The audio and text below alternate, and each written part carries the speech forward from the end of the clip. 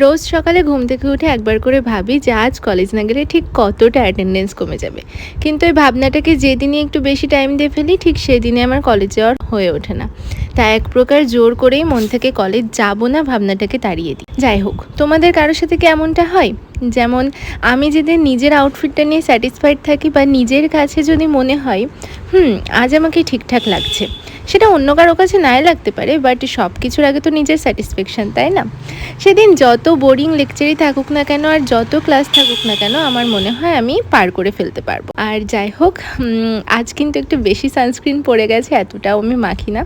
মাঝখানে দিদিও এসেছিল আমার টিফিনটা দিতে, শেষটুকু ভীষণ তাড়াহুড়ো করেছি কজ আমার কাছে একদম টাইম ছিল না। আর তোমাদের আর একটা জিনিস দেখাবো, সেটা হচ্ছে আমি না কিভাবে আজ মিররটা সেট করেছি।